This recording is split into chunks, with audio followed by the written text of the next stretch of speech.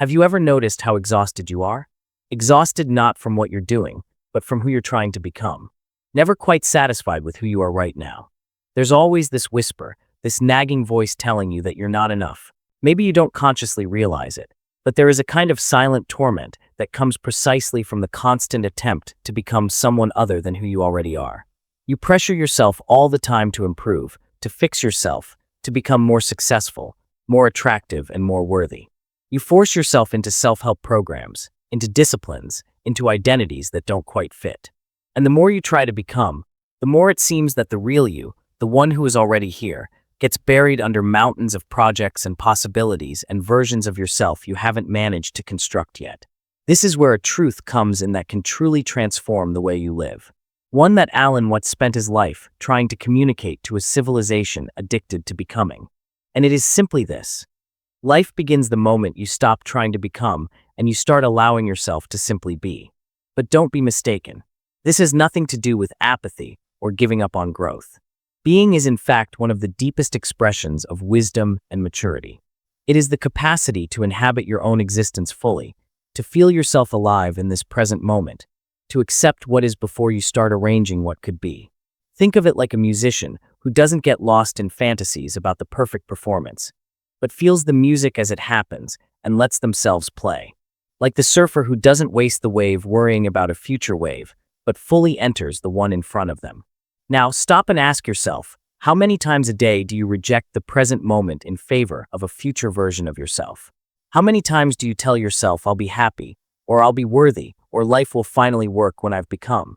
How many decisions have you made out of fear of remaining as you are, out of desperation to reinvent yourself, out of the insane need to achieve a version of you that never quite arrives? The truth is that we have been trained to live in a perpetual state of incompleteness.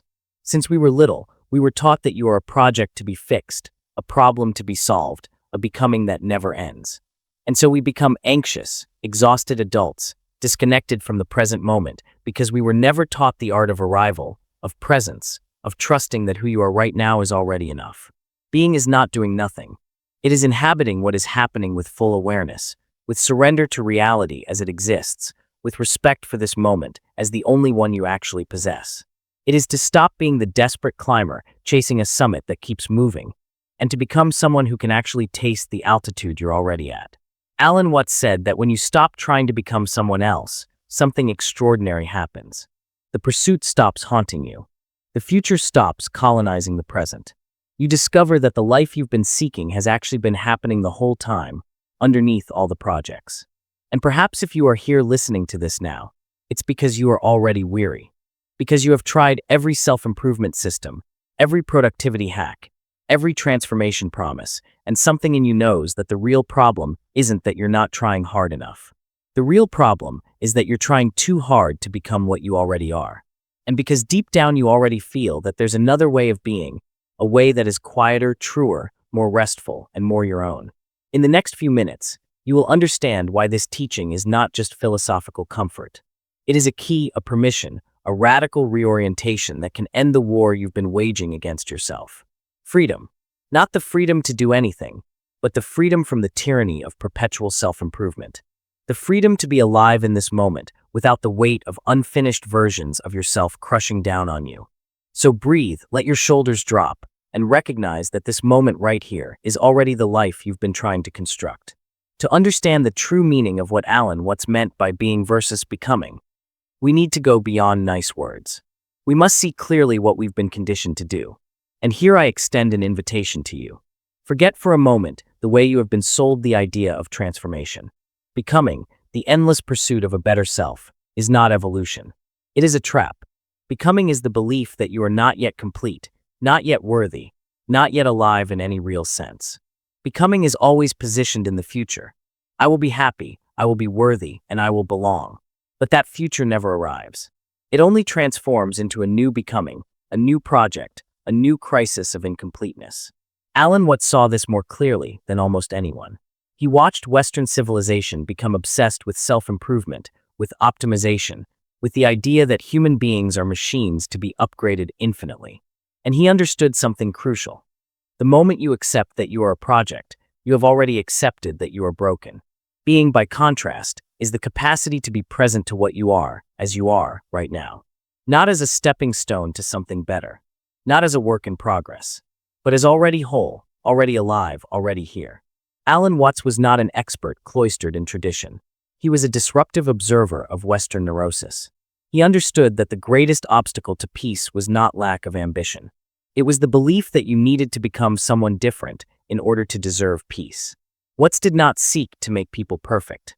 He wanted to liberate from the exhausting fiction that you are unfinished, from the tyranny of goals that promise arrival but only deliver new goals, from the obsession with becoming that makes the present moment feel like a waiting room.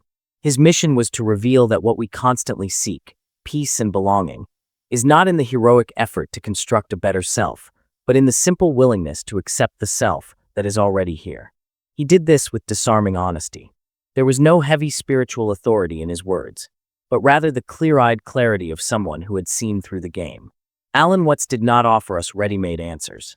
He showed us the mechanism of our own suffering. He invited the mind to recognize its own tricks, so that in that recognition, real freedom could finally emerge. He knew that being could not be achieved through more effort. So he told stories. He used simple and powerful observations, like how a person who dies at 90 wanting to be 95 has completely missed their life, or how modern people are so obsessed with the destination they forget that life is the journey itself. And he told us that life is not a problem to be solved. It is a reality to be lived. And that being the art of presence is the music that has always been playing, but that many of us have never learned to hear. Alan Watts challenged an entire generation to reconsider what living well actually means. He knew that as long as we continued trying to become better, we would never be present to who we already are. His voice echoes to this day because he did not speak only of abstract philosophy. He spoke of the invisible prison we construct through self-rejection, of the modern loneliness that comes from never arriving, of the disconnection from life that comes from always living in a future that never materializes. But Watts also knew that merely understanding intellectually is not enough. Knowing that you should be present is useless if you continue chasing yourself through every moment of your day. And that is exactly what we will explore next. How the metaphor of the ladder, so central to understanding the trap of becoming, reveals the root of our suffering and at the same time shows the way toward true freedom. Get ready to see your own life in a new light. Close your eyes for a moment and imagine a person climbing a ladder. They climb with urgency, with determination, with the absolute conviction that when they reach the top, everything will finally make sense. Everything will finally be okay. They will finally be worthy. But here's the thing about this ladder. It's leaning against nothing. It extends infinitely upward. And even if they reach what feels like the top, their mind immediately sees another rung above it. Another achievement, another improvement, another version of themselves they haven't yet become. This is exactly what Alan Watts used to describe the suffering of modern existence. The metaphor of the ladder is not just poetic. It is devastatingly true. It reveals that the suffering we experience in life is rarely caused by actual lack. It is caused by a fundamental refusal to accept what is. You achieve a goal, and instead of inhabiting it, you immediately create a new one. You reach a milestone, and instead of allowing yourself to arrive, you tell yourself it doesn't count. It wasn't enough. There's still so much more. And so you remain in a perpetual state of departure, never actually arriving anywhere. You are, as Watts would say, like someone who is so interested in the destination that they never actually take the journey. Watts explained that life, like this moment right now, has already arrived. There is nothing to become. There is only this. And the tragedy is not that we're incapable of achieving our goals. The tragedy is that we've organized our entire existence around a chase that has no finish line. This doesn't mean you stop striving or that you become passive. It means you do what you do without making your okayness dependent on the outcome. It means acting not to arrive, but from a place where you've already arrived. When you accept that you are already enough, you discover a paradox. You actually become more creative, more capable, more genuinely alive. Because you're no longer motivated by fear and desperation. You're motivated by love and interest and genuine curiosity. When you're trapped in becoming, you live in a state of war against yourself. This tension accumulates in the body, in the mind, in the spirit. You are at war with who you are, desperate to become someone else. The result is predictable. Chronic anxiety, depression, a sense of never being enough, a persistent feeling of failure. And the cruelest part is that on some level, you know you're drowning.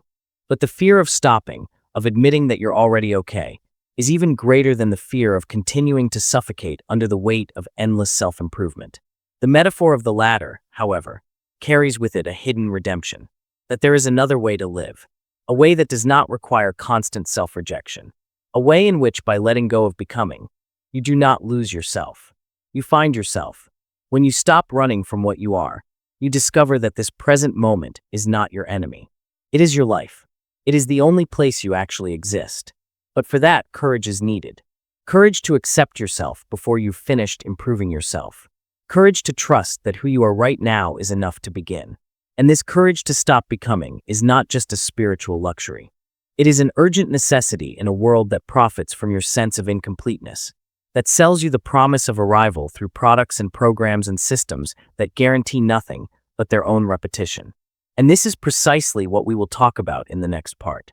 How the machinery of modern culture has created an invisible trap of becoming, and how this mechanism is silently destroying you from within. Prepare to see the true source of your exhaustion and what needs to shift so that you can finally begin to be alive. You have been sold a story since childhood, that you are not enough, that you must constantly become more, achieve more, optimize more, that the only acceptable human state is one of relentless improvement. Since childhood, you have heard phrases like "be all you can be." You can do anything if you try hard enough. Self-improvement is never-ending.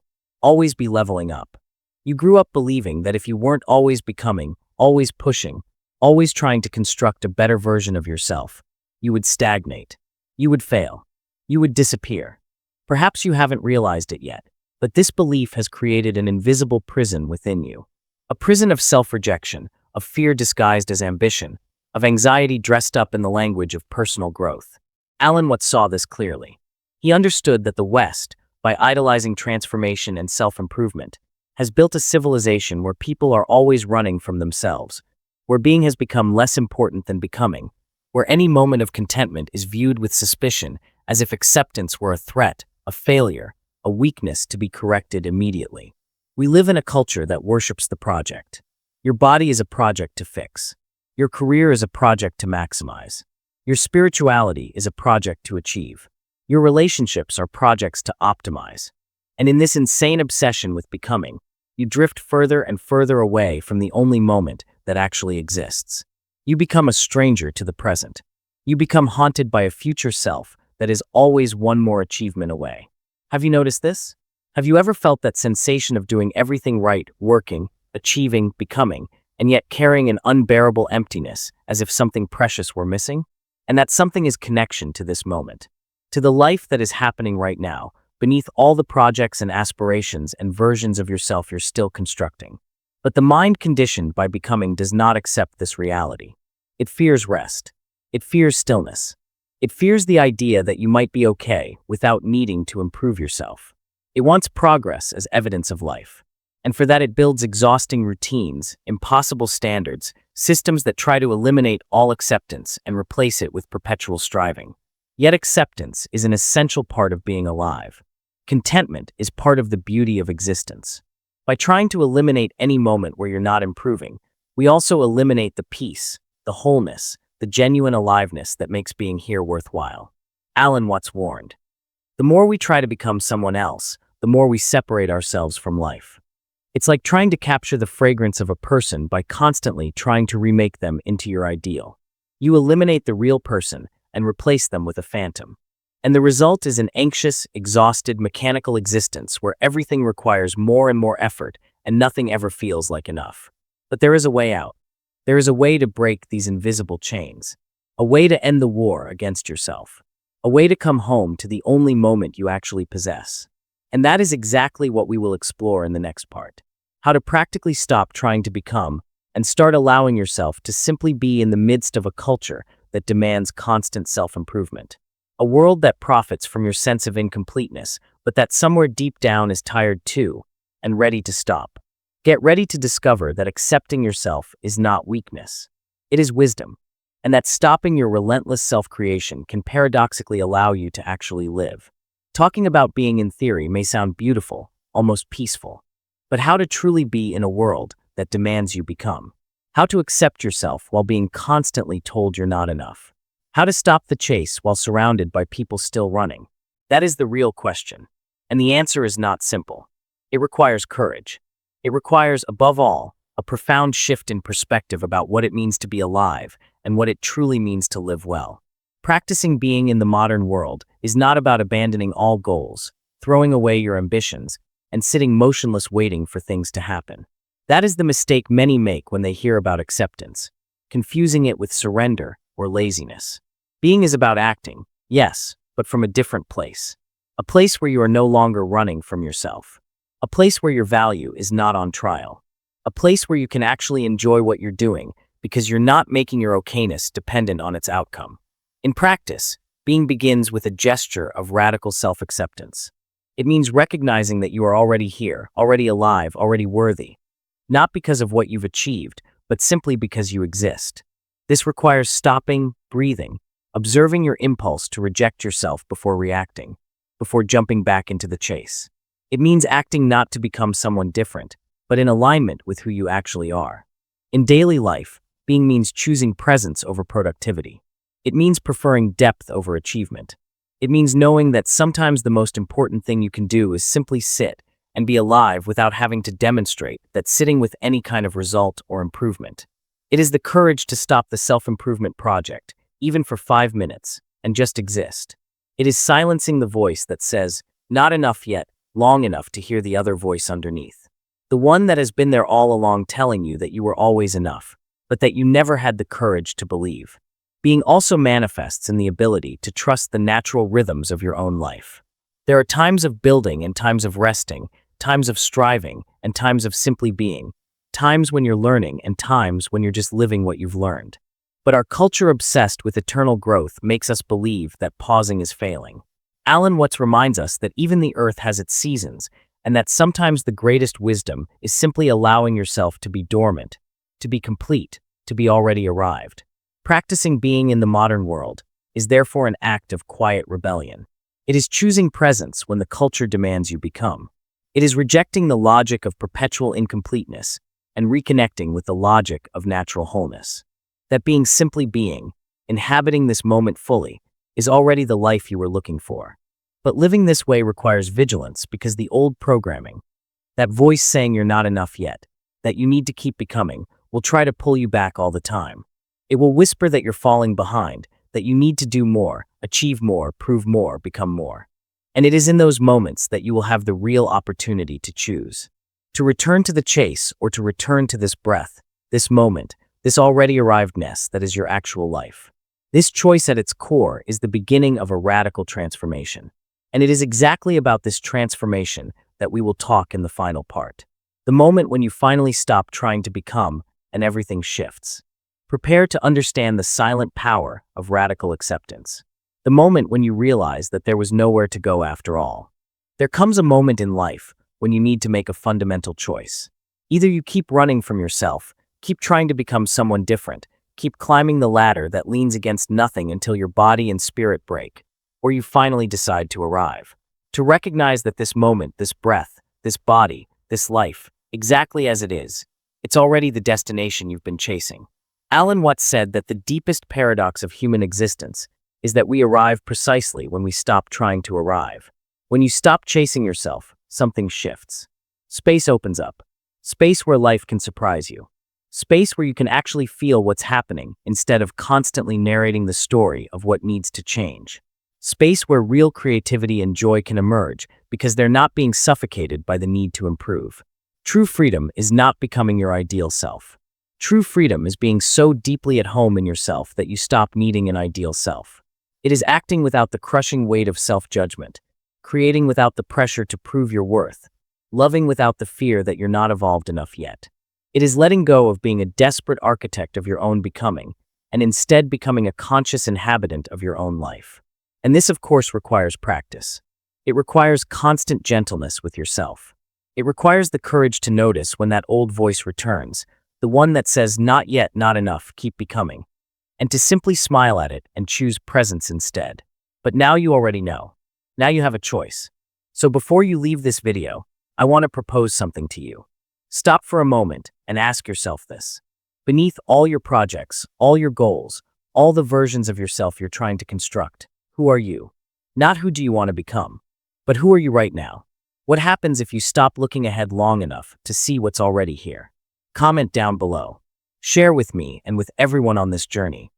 Who did you forget that you were while you were busy trying to become? Sometimes just recognizing it, just speaking it, is already a giant step toward freedom. And if this message resonated with you, if somewhere inside you something awakened, don't stop here. The next video is a crucial companion to this. It's not just more content. It's a practical guide for how to stay present, how to practice being in a culture that demands becoming. It's essential for you to actually live what we've talked about, not just think about it. Keep watching because the freedom you seek has already begun, and it deserves to be lived fully. See you there.